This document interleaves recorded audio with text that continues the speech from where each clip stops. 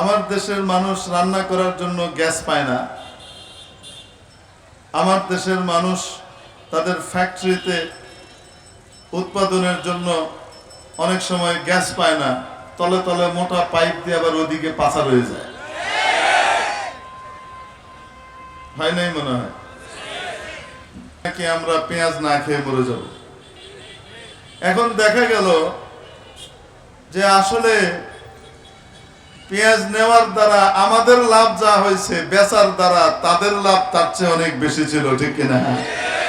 4টা প্রস্তাব নাকি দেয়া হয়েছে কোন এক পার্টিকে। 4টা প্রস্তাব নাকি কোন এক পার্টিকে দেয়া হয়েছে। নাম্বার 1, বিডিআর এর হত্যাকাণ্ডের, বিডিআর হত্যাকাণ্ড মানে সেনা হত্যাকাণ্ডের এই ট্র্যাজেডির বিচার করা যাবে না। নাম্বার 2, 5ই মের গণহত্যা, 5ই মের ভয়াল কালো রাত্রির যে গণহত্যা 2013 সালের, সেটার বিচার করা যাবে না। নাম্বার 3, পরাজিত বিতাড়িত পলায়নকারী যে শত্রু আছে, দেশ বিরোধী এই শক্তিকে সাথে করে নিয়ে নির্বাচন করতে হবে, তাদেরকেও নির্বাচনে আসার ব্যবস্থা করে দিতে হবে। নাম্বার 4, তাদের সাথে কৃত যত বৈষম্যমূলক অসম চুক্তি আছে, দেশ বিরোধী চুক্তি, সমস্ত চুক্তিকে বাস্তবায়ন করতে হবে। শোনা যাচ্ছে এই সমস্ত 4টি শর্ত তারা দিয়েছে, তাহলে তারা নাকি সেই পার্টিকে ক্ষমতায় বসিয়ে দেবে। যে পার্টিকে এই প্রস্তাব দেওয়া হয়েছে, এই পার্টি যদি এই প্রস্তাব মেনে নেয়, তাহলে বাঙালি জাতি 24-এর 5ই আগস্টে যাদেরকে এখান থেকে বিতাড়িত করে ঝেঁটিয়ে বিদায় করেছে, যারা তাদেরকে এখানে পুনর্বাসিত করতে চাবে, যারা এদেশের দেশ বিরোধী চুক্তিকে বাস্তবায়ন করবার মুচলেখা দেবে, সেই পার্টিকে আজীবনের জন্য বের করে দেওয়া হবে।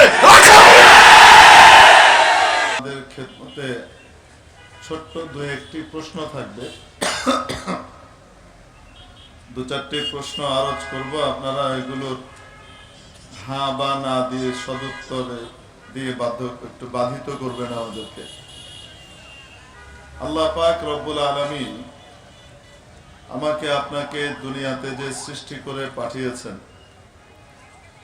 এটা খামাখাই সৃষ্টি করেছেন, অনর্থক সৃষ্টি করেছেন, খেলার ছলে সৃষ্টি করেছেন, এমনি এমনি সৃষ্টি করেছেন, বেহুদা সৃষ্টি করেছেন। কারো কারো সন্দেহ আছে, এজন্য উত্তর না দিয়ে চুপ করে আছে। আল্লাহ পাক আমাদেরকে এমনি এমনি খামাখা উদ্দেশ্যহীন ভাবে খেলার ছলে শুধু শুধু বেহুদাই সৃষ্টি করেছেন, না কোনো উদ্দেশ্য আছে? উদ্দেশ্যটা কি সাধারণ না মহান? অনেক বড় একটা উদ্দেশ্য দিয়ে তৈরি করেছেন। উদ্দেশ্যটা কি সেটা সূরাতুদ যারিয়াতের 56 নম্বর আয়াতে মাওলায়ে কারীম আমাদেরকে জানিয়ে দিয়েছেন সুস্পষ্ট ভাষায়। আর আমাদেরকে যে এমনি এমনি সৃষ্টি করেননি, এটা আমাদেরকে মনে করিয়ে দেবার জন্য সূরাতুল মুমিনুনের শেষ রুকুতে আমাদের প্রতি একটা কোশ্চেন থ্রো করেছেন, আমাদের প্রতি প্রশ্ন দিয়েছেন।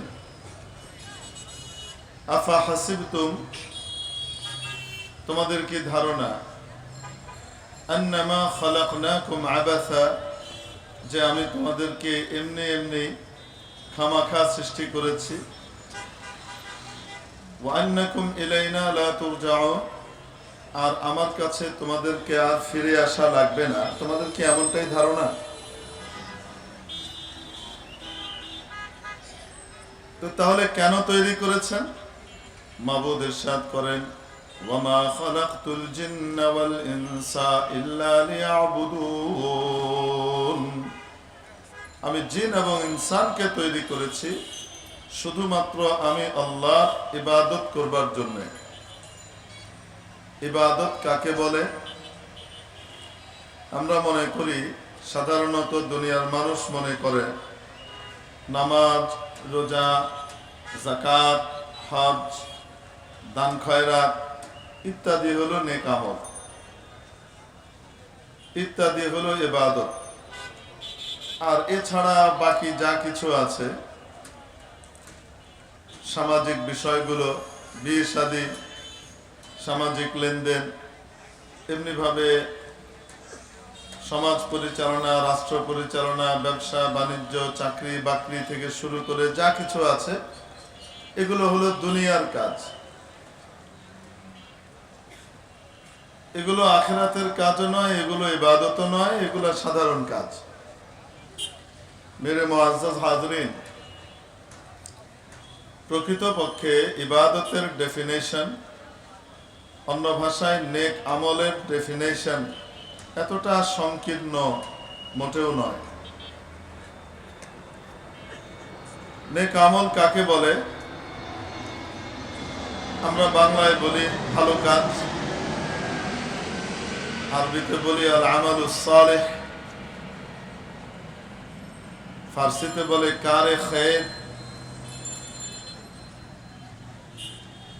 উর্দুতে বলে নেক আমল, আমরাও বলি নেক আমল, ভালো কাজ, ইংরেজিতে বলে গুড ডিড।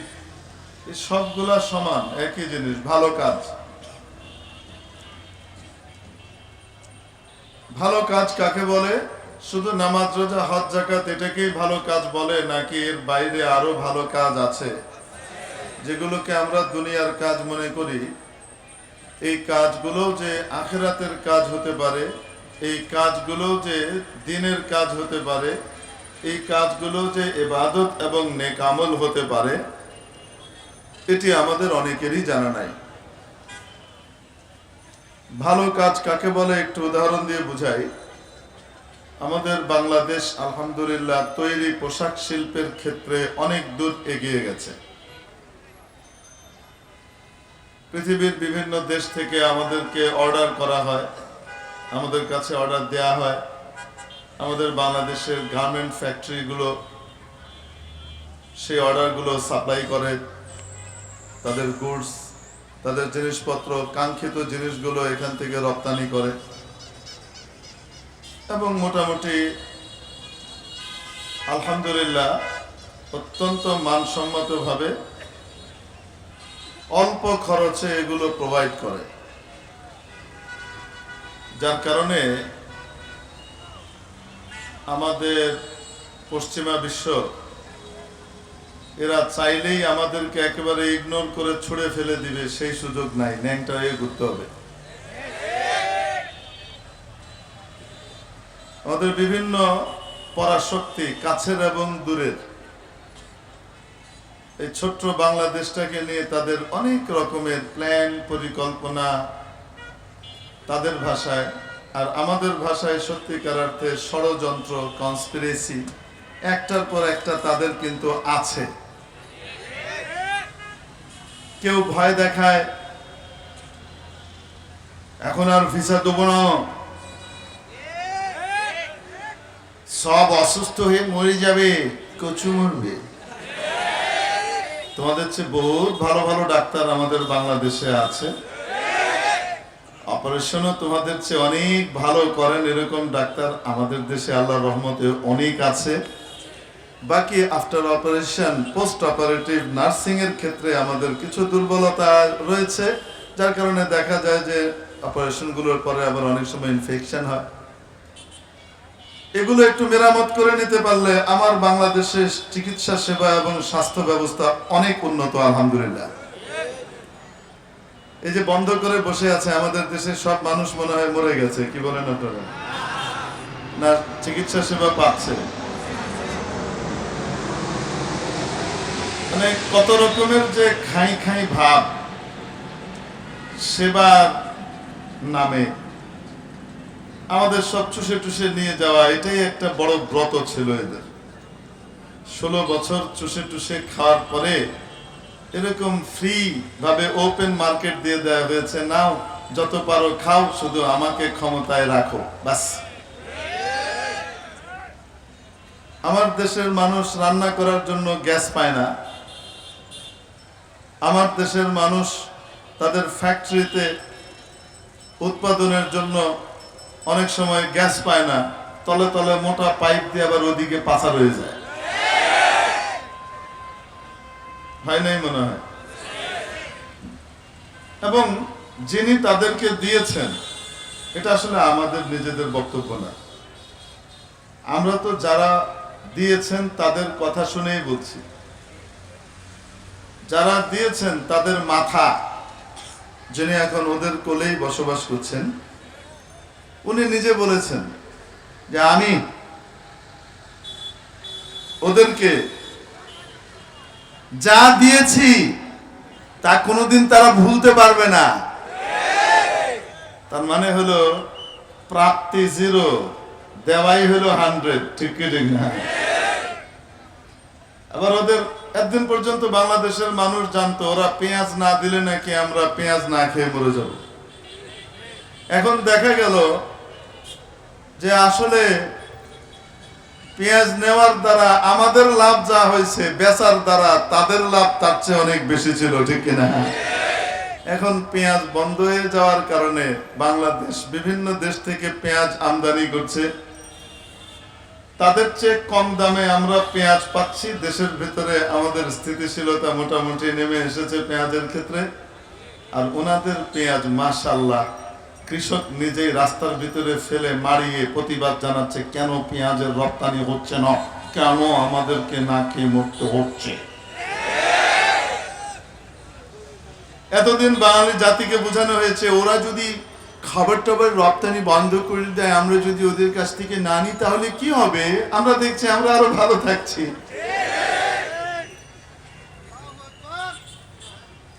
ওরা মনে করতো আমরা ওদের কাছে ঠেকা, আমরা তো দেখি এখন ওরাই আমাদের কাছে ঠেকা।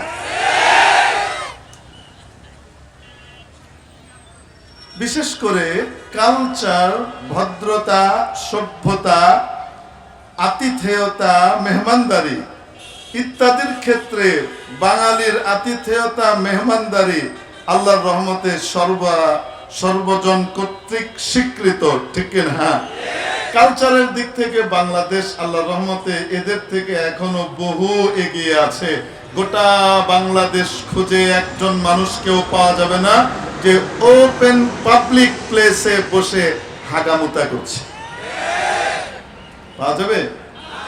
একজনকেও পাওয়া যাবে না। আমাদের হয়তো টাকা পয়সা একটু কম, আমাদের হয়তো সামরিক শক্তি একটু কম, আমাদের হয়তো এটা ওইটা কিছুটা কম আছে, কিন্তু মানবতা, মনুষ্যত্ব, ভদ্রতা, সভ্যতা, সিভিলাইজেশন ইত্যাদির দিক থেকে আলহামদুলিল্লাহ বাংলাদেশ তাদের চেয়ে অনেক উপরে আছে এখনো, ঠিক কিনা? আজও পর্যন্ত বাংলাদেশের কোন ফকিরের বাড়িতে গিয়েও কেউ পেট পুরে না খেয়ে আসে নাই। বাংলাদেশের ফকির নিজে যদি ভিক্ষা করেও খায়, তার বাড়িতে মেহমান আসলে তাকে সে মুরগি জবাই ছাড়া না খাইয়ে বিদায় করবে না, ঠিক না? এই কথা কোনোদিন বলবে না দাদা খেয়ে এসেছেন নাকি যে খাবেন, কোনোদিন বলবে?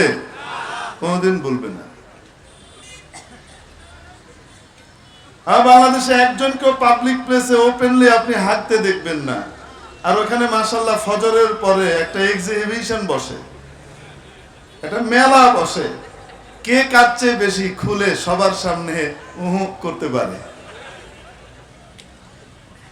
ট্রেন, আর সবচেয়ে মজার ব্যাপার, আমার এই জিনিসটা এখনো বোধগম্য হয় না, যে ট্রেন যাত্রীর সময়, ট্রেন মানে জার্নির সময় ফজরের নামাজের পরে জানালা খুলে যদি দুই পাশে তাকানো হয় তাহলে আর তাকানো যায় না। কেন? ট্রেনের লাইনের পাশে দুই পাশে আরো দুইটা লাইন বসেছে, মানব লাইন, এনারা শৌচকর্ম সম্পাদন করছেন। আবার মাঝে মাঝে একজন আরেকজনের সাথে কথাও বলে, একে অপরের সাথে আবার কথাবার্তাও বলে। ভাবখানা এই যে মানে যেন বিয়ে শাদীর আলাপ করছে, বিয়াই পাতাবে, আমার ছেলেটা আপনার মেয়ের সাথে বিয়ে হলে কেমন হয় বিয়াই, আমরা দুজন বিয়াই হয়ে যাব, দুজন ওপেনলি হাগি, এরকমই আমরা এই টাইপের। এদের মধ্যে আবার একটু যারা লজ্জা টজ্জা আছে, তারা আবার দেখা যায় এরকম করে নিজের চোখে হাতটা দিয়ে রাখে, মানে আমি তো দিচ্ছি না, আমার ওটাও মনে হয় কেউ দিচ্ছে না।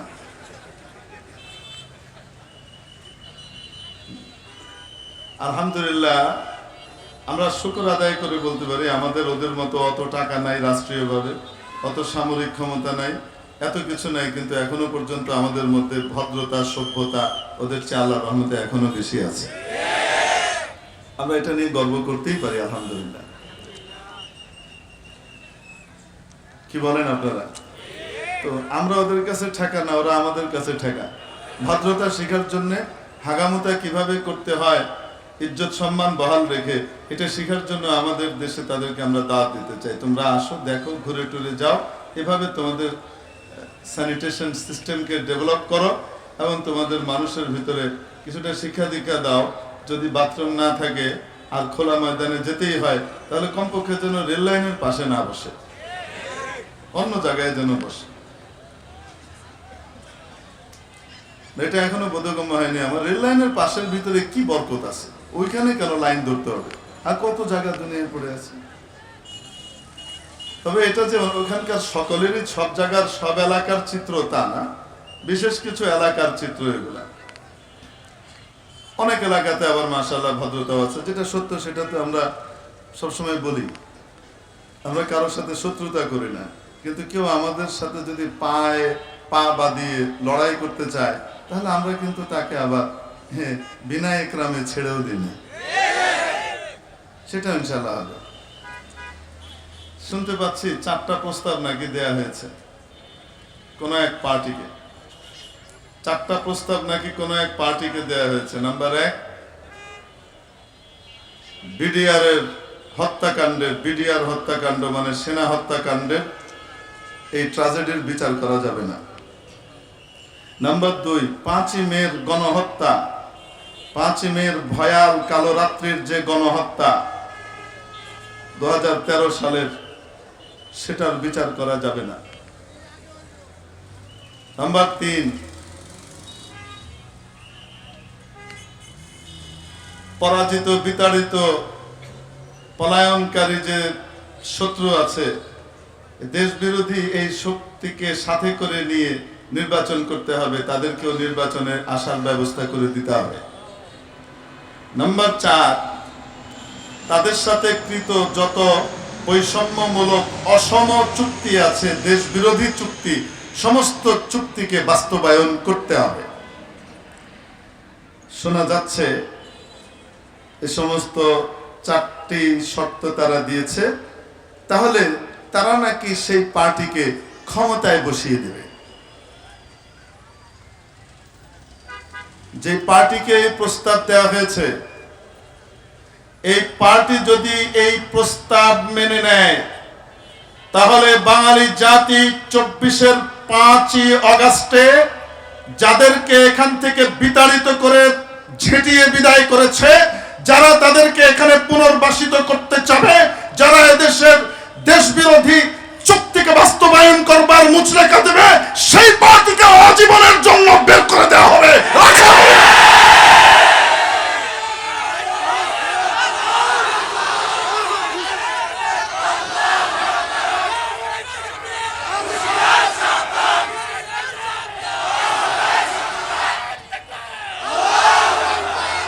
24-এর শহীদদের রক্তের সাথে যারা বেঈমানি করতে যাবে, তাদেরকে আজীবন বেঈমান হিসেবে এদেশের জাতি চিহ্নিত করবে। কারোর সাথে আমাদের বিশেষ সখ্যতাও নাই, কারোর সাথে আমাদের বিশেষ শত্রুতাও নাই। যে আমার দেশের শত্রুতার সাথে, শত্রুদের সাথে হাত মেলাবে, দেশ বিরোধী কর্মকাণ্ডে অংশগ্রহণ করবে, সে যেই হোক না কেন, যত প্রিয় যত সখ্যই হোক না কেন, মুহূর্তে তাকে আমরা ছেড়ে দিতে এক মুহূর্ত দ্বিধা করবো না ইনশাআল্লাহ। প্রিয় উপস্থিতি, মজার কথা বলবো। আমার ধারণা ইনশাআল্লাহ এই টাইপের মানে ফালতু মূলা আর 4টা মূলা যে লোক ঝুলাইছে, এগুলাতে আশা করি যে পার্টিকে প্রস্তাব দেওয়া হয়েছে তারা বিভ্রান্ত হবে না। কমপক্ষে বাস্তবতার নিরিখে তারা চিন্তা ভাবনা করবে। কারণ যারা নিজেদের গৃহপালিত পার্টিকে দীর্ঘদিন রেখে 24-এর আগে এবং পরে 5ই আগস্টের আগে এবং পরে যারা নিজেদের গৃহপালিতদেরকেই রাখতে পারে নাই, তারা নতুন করে আবার কিভাবে আরেকজনকে এনে বসাবে? তাদের ক্ষমতা কতটুকু আমরা দেখে ফেলেছি। তো এত বড় বড় বাগাড়ম্বর করে কাজ হবে না। বাংলাদেশকে নিয়ে ছিনিমিনি খেলবার যে পায়তারা আর আকাশ কুসুম কল্পনা, এগুলো নিয়ে তারা যেন রাতে ঘুমিয়েই থাকে, বাস্তবে যেন এগুলো বাস্তবায়নের জন্য সামান্যতম সামনে না বাড়তে গেলে কিন্তু যেই চোখ দিয়ে তাকাবে সেই চোখ উপড়ে ফেলা হবে, যেই ঠ্যাং দিয়ে আগাবে ওই ঠ্যাং ভেঙে দেওয়া হবে, যে হাত অগ্রসর করবে সেই হাত আর সেই বাজুকে টুকরো টুকরো করে দেওয়া হবে ইনশাআল্লাহ। মরতে শিখেছি, রক্ত দিতে শিখেছি। এদেশের মানুষ লড়াই করে নিজেদের বিজয় ছিনিয়ে এনেছে, ফাও আসে নাই এই বিজয়। এটিকে নস্যাৎ করার কোনো অপচেষ্টা আর অপকৌশলকে এদেশের মানুষ বরদাস্ত করবে। অতএব কোন পার্টির কাছে যদি এই জাতীয় প্রস্তাব এসে থাকে, 1000বার ভেবে দেখতে বলবো। যদি ফাঁদে পা দেন, আপনাদেরকেও ছেটিয়ে বিদায় করা হবে ইনশাআল্লাহ। আল্লাহ পাক আমাদেরকে, আমাদের এই দেশকে হেফাজত করুন বলে আমিন। 1000 চেষ্টা করেও পারে নাই। কারণ বলেন তো দেখি, যখন খুব বেশি উৎপাত শুরু হয় না, তখন আল্লাহ রাব্বুল আলামিন সেন্ট্রাল কমান্ড নিয়ে নেন, ব্যবস্থা নেওয়ার দায়িত্ব নিজে নিয়ে নেন।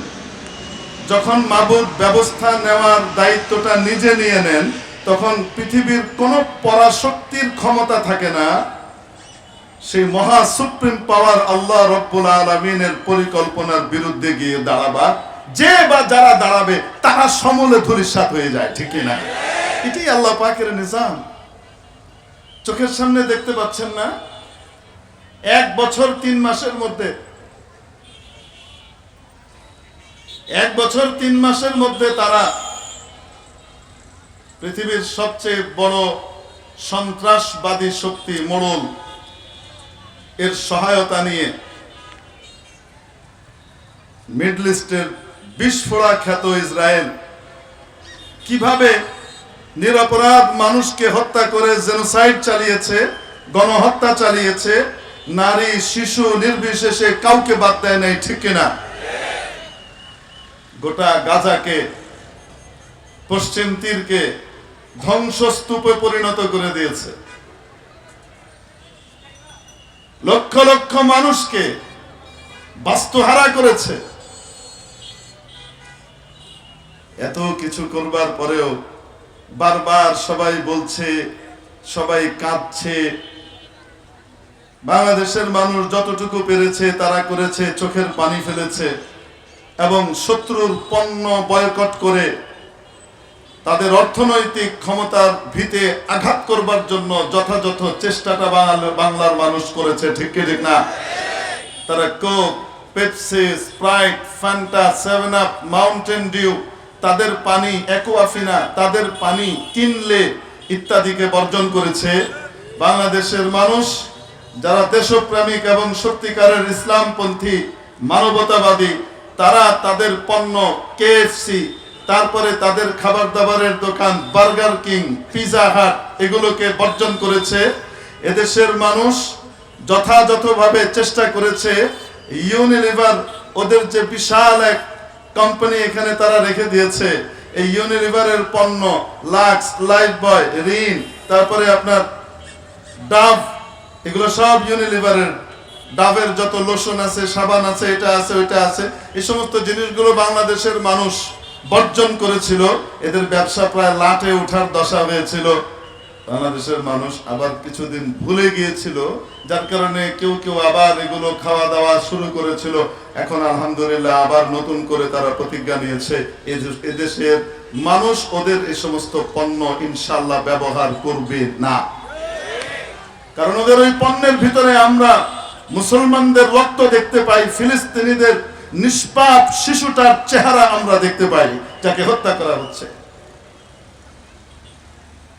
আমরা ওদের পণ্য কিনি, আমরা ছোট দোকানদারকে টাকা দিই, ছোট দোকানদার বড় দোকানদারকে দেয়, বড় দোকানদার ডিলারকে দেয়, ডিলার এদেশের ওই কোম্পানির যে মালিক তাকে দেয়, আর এই মালিক তার বাৎসরিক লাভের একটা বড় অংশ মূল কোম্পানিকে, ওই মাল্টিন্যাশনাল কোম্পানিকে, ওই নেসলে কোম্পানিকে, তারপরে আপনার ইউনিলিভারকে, তারপরে এভাবে আপনার বাটা, তারপরে যে burger king, Pizza Hut, KFC, এই মূল কোম্পানিগুলোকে লাভের অংশ তারা পাঠায়। আর ওই জায়নিজমের চেতনাধারী এই সমস্ত বিখাউজ ইহুদি কোম্পানিগুলো তাদের টাকার একটা অংশ মুসলিম নিধনের জন্য ব্যয় করে। এভাবে আমি আপনি তাদের কাছে টাকা পাঠাই। এজন্য এখন থেকে আমরা তাদেরকে আর টাকা দেব আর দেব? শুধু একটা জিনিস মনে করব, আমরা যদি এগুলো ব্যবহার না করি আমরা মরে যাব না। আমাদের দেশে বিকল্প বহুত কিছু আছে, ঠিক কিনা? কিন্তু আমি যদি ব্যবহার করি, ফিলিস্তিনে আমার মুসলিম মা বোনরা মারা যাবে, এটা যদি চিন্তা করি, বয়কট করা ইনশাআল্লাহ সহজ হয়ে যাবে। এবং হাদিসের ভাষাও হলো বয়কট করা। তো বাংলাদেশের মানুষ চোখের পানি তো ফেলেছে, তাদের প্রিয় জিনিসগুলোকে তারা বয়কট করেছে, দেশীয় মাল তারা ব্যবহার করেছে। এতটুকুই তারা করে দেখিয়েছে, সারা বিশ্ব থেকে মানুষ চোখের পানি ফেলেছে। কেউ ঠেকাতে পারছিল না এদেরকে। আল্লাহ রাব্বুল আলামিন সেন্ট্রাল কমান্ড কি করলেন? গ্রহণ করলেন এবং মাশাআল্লাহ ক্যালিফোর্নিয়ার লস অ্যাঞ্জেলেসে লাগিয়ে দিলেন। ওরা এই 1.5 বছর 1.5 বছরে যতটুকু ধ্বংসযজ্ঞ চালিয়েছে, রব্বুল আলামিন মাত্র 1.5 দিনে তার চেয়ে বেশি তাদেরকে ঘটিয়ে দেখিয়ে দিলেন। ঠিক কি ঠিক না? মজার ব্যাপার হলো, পৃথিবীর হাইলি সফিস্টিকেটেড যে সমস্ত তাদের কাছে ইকুইপমেন্ট আছে, এই সব কিছু নিয়েও তারা এখনো সেই আগুন নাকি নিয়ন্ত্রণ করতে পারছে না। বাতাস নাকি একবার এদিকে নেয়, একবার ওদিকে নেয়। ডেভিল উইন্ড নাম দিয়েছে এটাকে তারা, শয়তানের বাতাস। এই শয়তানের বাতাস এক সাইডে পুড়ায় সেরে আবার আরেক দিকে দৌড় মারে, আগুনটাকে আবার ওইদিকে নিয়ে যায়। ওই দিকটা পুড়ায় সেরে আবার কয় না ওইখানটা বাকি আছে, চল ওদিকে নে। এটা কে করতেছে বলেন তো? এখন ইনাদের নেতাদের মাথার ভিতরে ঘুরপাক খাচ্ছে, এই আগুন সাধারণ আগুন নয়, এই আগুন মনে হয় রবের প্রতিশোধের আগুন, ফিলিস্তিনের মানুষের চোখের পানির আগুন, ছোট্ট ইয়তিম বাচ্চাটার আহাজারির আগুন। এখন বুঝতে পারছে, এজন্য এখন চাপ দিচ্ছে কি, খবরদার আর যুদ্ধ করা যাবে না, যুদ্ধ বিরতি করো। 1.5 বছরে কইছিল আঙ্কেল, এখন কেন? তার মানে কমান্ড কে হাতে নিছেন? আল্লাহ এখন সিদ্ধান্ত নিছেন, এখন আমি আমার খেল দেখাবো। অনেক তো দেখাইছিস তোরা, এখন আমার খেলা দেখ।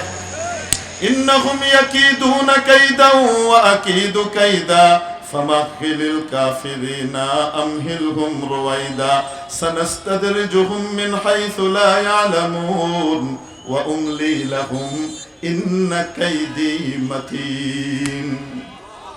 আমি তাদেরকে ঢিল দেব। আমার ঢিল দেওয়া মনে করো না যে আমি ভুলে গেছি, আমার ঢিল দেওয়াটাও আমার প্ল্যানের অংশ। আমার ঢিল দেওয়াটাও কার অংশ? আমার প্ল্যানের অংশ। আমার প্ল্যান বড় মজবুত, বড় সুরক্ষিত। আমার প্ল্যানের ভিতরে কোনো ছিদ্র খুঁজে পাবা না তুমি। আমি তোমার জিনিস দিয়েই তোমাকে সাইজ করব, তোমার জিনিস দিয়ে আমি তোমাকে সাইজ করব। এটা যে তোমার জিনিস, এটা প্রমাণ করবার জন্য আমি একটু ঢিল দিব। ঢিল দিয়ে যখন এটা তোমার হাতিয়ার হিসেবে প্রমাণ হয়ে যাবে, তখন আমি তোমার হাতিয়ার দিয়ে তোমাকে আমি সাইজ করব। এটা আল্লাহ পাকের বহুত পুরনো মজার একটা খেলা। আল্লাহ পাকও খেলেন, দেখেন না মাঝে মাঝে ওই যে 88 রাকাত 92 রাকাত তাহাজ্জুদ ওয়ালা এমপি মন্ত্রী ছিলেন যে কিছু,